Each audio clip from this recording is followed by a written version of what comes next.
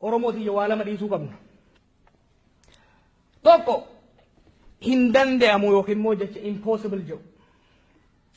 Bara asaanaa kana keessatti qabsoo Oromoo sana dhiibne falmanne kun hin danda'amu kanaafuuf duuba deebine harkaan dadhabne amma booda miilaan haa yaalluun dhufaa jirti.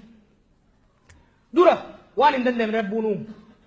Lama ba'aas irra jiru hin danda'u jettee jala taa'uun nama na gabroomsee osoo hin ta'in ifii uf gabroomsite jechuudha.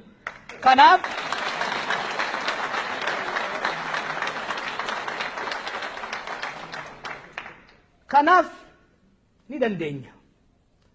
Ka dandeenyu immoo yoo akka nama tokkootti jabaanne dura ni dandeenya jennee yoo itti deemne jechuudha.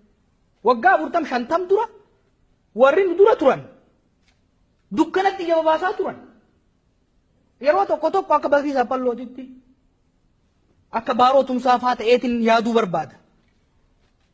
Yeroo Oromoo ta'uu nuu hin jirretti, yeroo miidiyaan takkittiin hin jirretti, yeroo Oromoo rakaan wal ga'uu hin dandeenyetti, jaarraan bakka takkatti maal jaarraa abbaa gadaa.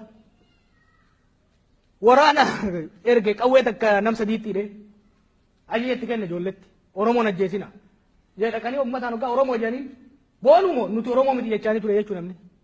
Bakka sanirraa kaaneet bakka kana jirra jechuudha. Yoo jarri sun bara dukkanaa san keessatti bakka risoorsiin isaan qaban xiqqaa ta'e san keessatti bara namni keenya waliin beeyin ifin beeyne san keessatti ni dandahama jedhanii ofitti amanan taate dargaggeessi qaamni isaa waraabessa lama bulchu kun hin danda'uun akkamitti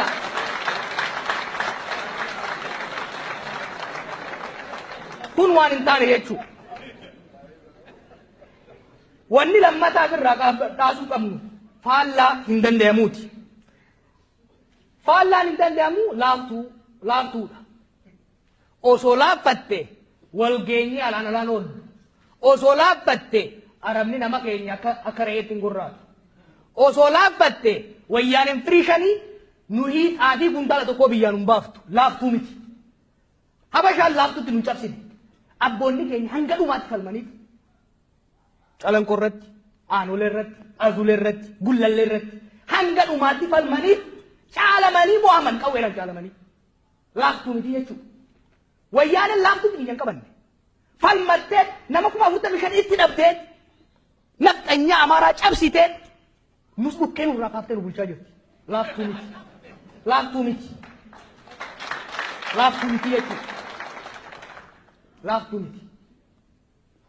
Waan hin danda'amne illee miti laaftuu illee miti. Maal isiin yoo hadalay nu taate yoo kafalman nu taate yoo akka nama tokkootti jabaanne yoo akka hawaasaatti wal qabanne yoo akka sabaatti jaarmeeyota jajjaba humna waraana jaba ka godhan nu taate yoo immoo nullee akka diina keenyaatitti duunee caccabsinee biyya teenya dhuunfachuudhaaf murannoo ka qabaannu taate wanni hin danda'amne hin jirtu sun immoo laaftuu miti jechuudha.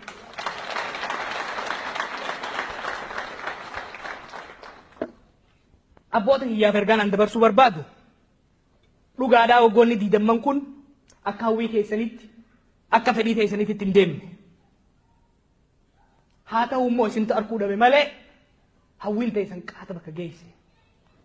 Qubeen hin baradhe. Alaabaa san durma agarsiisa. Maal wanni isin barbaadan gaafa qubee mana keessatti waliin barsiiftan ifii barattanii barsiin afaan saabaatiin barattanii nuuf qopheessaa turtan jechuudha. Nuti qubee isin uumtan saniin barachuun alaabaa Oromiyaa jaalannus jibbinus faarsinee guddachuun ijoolleen jillitun as bahuun wanni isin dalaydan galma gahuu isiit agarsiifti jechuudha. Kanaaf hedduu don't be hard on yourself. Balleessitanii balleessitan waa hedduu dhalaayitan. Osoo laaquu baattanii marqiin hun dhalatu haga madallee fokkatu.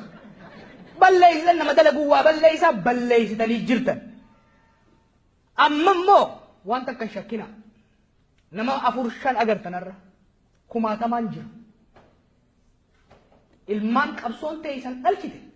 Ilmaan dhiinii jaallawwan keessanii magarsee kumaatamaan as bayaa jira. Ni dhodhokata malee as baya. Isin saalfate malee ija nyaattee isallee. waan isin waan lama waadaan isin gala dhaloota qubeedhaa bakka bu'e yoo xiqqaate injifannoo isin dukkana san keessatti itti wareegamtanii itti xaartanii asin geessan tana takkuu takka hin tuysiifnu tana dhaloonni waadaan isin gala. Maali kun tokko eenyummaa oromummaa teenya akka killeetitti eegganna laaftutti hin dhufne oromummaa teenya wal qabanna oromummaa teenya waan ta'ee dhufa malee amaaramin jaarii miti kaapitaalistoonni asiitis yoo kan nutti babaasan taate ija deebifnee itti baafna malee irraa duuba deebinu. Kalammataa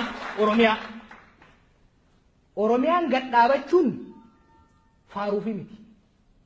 Oromiyaan gadhaabachuun eenyummaa Oromoo kan hin reefu jeesan kan daangaa itti godhu. Oromoo diinni addaan qoqqoodee laga safaratti addaan qoodsan walitti deebisee ka hidhu. Oromoon akka namaattis, akka gosaattis, akka daangaattis, akka godinaattis walitti dhufee dantaa eenyummaa wal fakkaatu ka dantaansa Oromiyaadhaan walitti hidhate. Qabaachuu akka dandeenyu kan godhe Oromiyaa beekaarra namni Booranaa dhufee dibaabachuuf gubboo kennuun abbaa duulati gubboo kennuun guddaa bar injifannoo teessan maaliif Oromoon dur hanga qabaleetti illee alagaan bulatu jechuudha. Oromoon tun dhuftee gubboo walii kennu wal shuumuuf wal shaaruu danda'uun isiitu. Namni keenya muuxannoo waliin bulu bureaucratic experience akka argatu wali jechuudha. Yoo xiqqaate Oromiyaa kana ni tiisi. Kasadaffaa afaan keenya. Dabala kana jarree Habashaa fayyaan qabu fakkaata. Qubee isaa abbaatiin maan barreessine jiran. Afaan kana yoo xiqqaate ilmaan teenya akka ittiin baratte gootee deemsuudhaaf waadaa isiniif galla. Warri dargaggoo